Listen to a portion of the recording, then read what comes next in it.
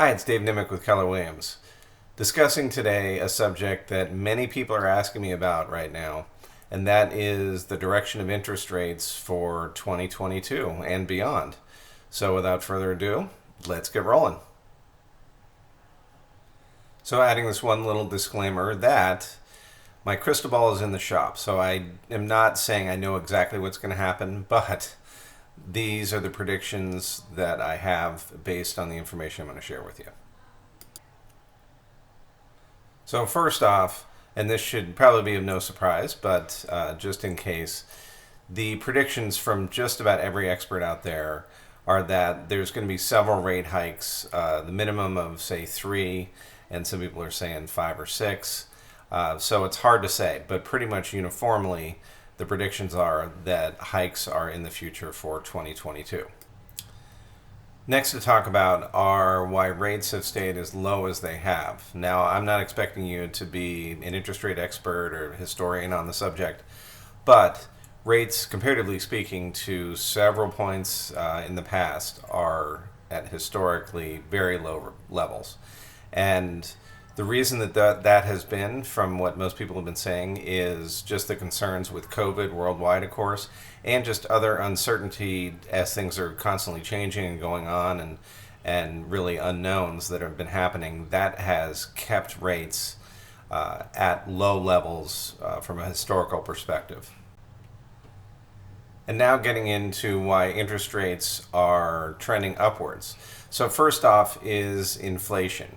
So as many of us have seen with the cost of all sorts of different things going up dramatically to like near 40-year highs, inflation is running very high. In this one report here, it's since 1982, it's the highest level.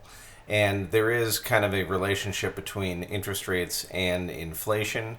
And essentially when inflation goes up, then interest rates tend to go up as well to try to curb that inflation, as well as keep the kind of economy in general from getting overheated. Another thing pushing interest rates up is something called tapering, which is when the Fed reduces the amount of the Fannie Mae and Freddie Mac mortgages that they buy, which are the government secured mortgages, plus mortgage-backed securities, which they have also been purchasing, and they're just reducing the amount that they are going to be purchasing. So when you hear tapering, that is what is being discussed. And then one other thing that is fueling interest rate hikes is overall wage growth.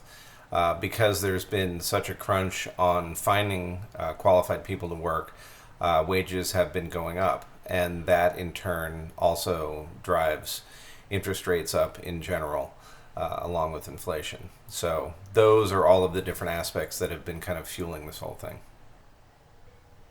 So I want to do a quick review of where interest rates have been in the past and looking at it through different lenses.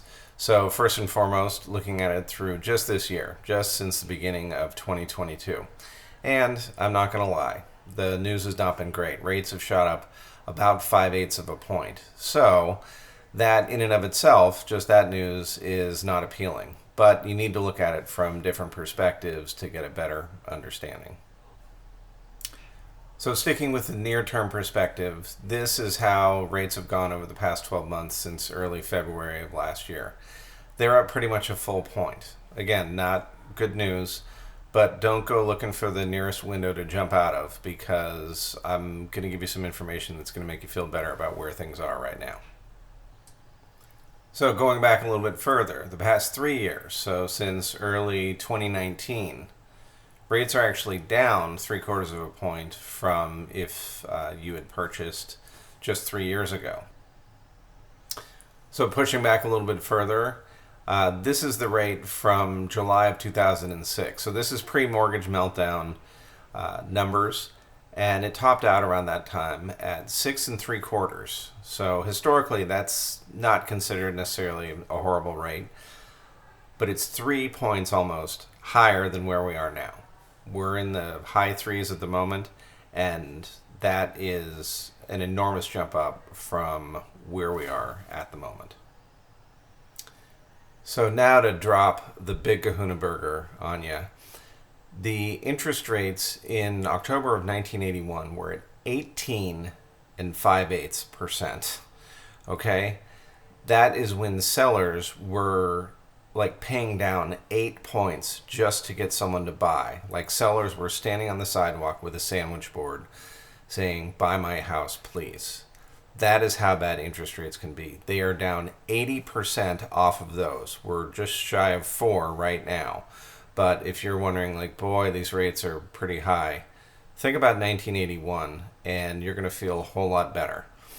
So I'm not anticipating the rates getting back up into the 18s or even in double digits.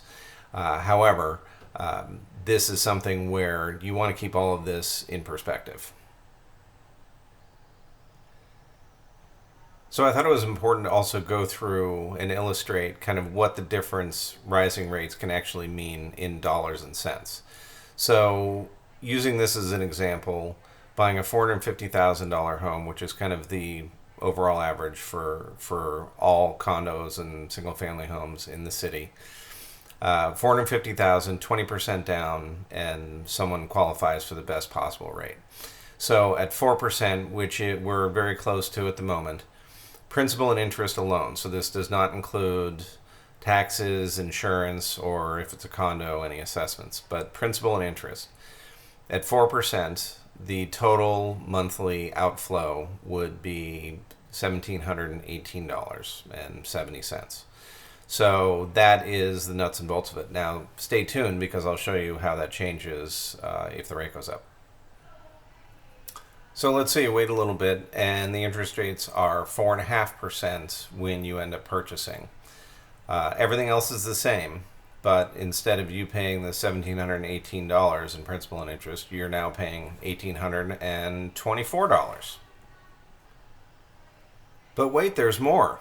Okay, so let's say you've waited and the interest rates have now hit 5%. Instead of paying that $1,718 for principal and interest, you're now paying $1,932.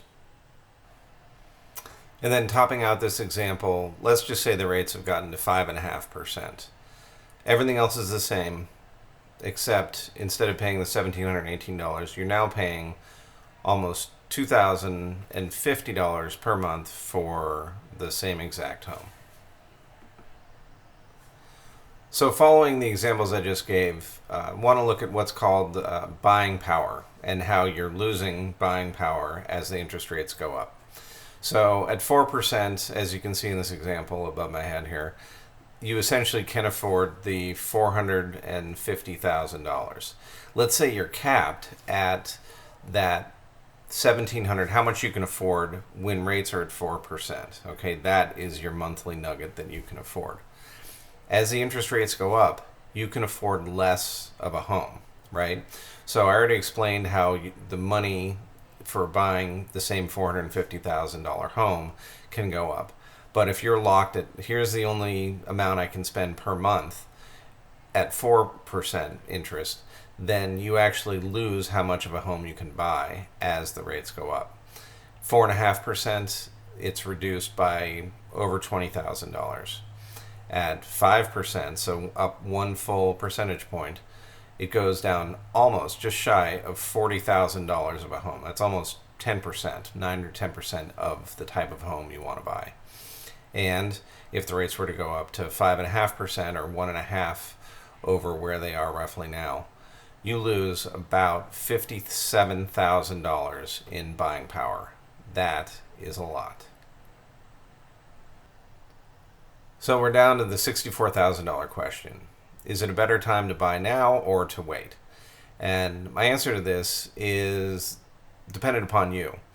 If it's not the right time for you to buy, if you're not ready to or you're not seeing any homes that you want to buy, then don't buy now. Do it when the timing is right for you. However, if you know that you want to buy this year, I do not recommend you sit on your hands because the rates, without some exceptionally crazy thing happening, the rates are going to be higher the later in the year that you go.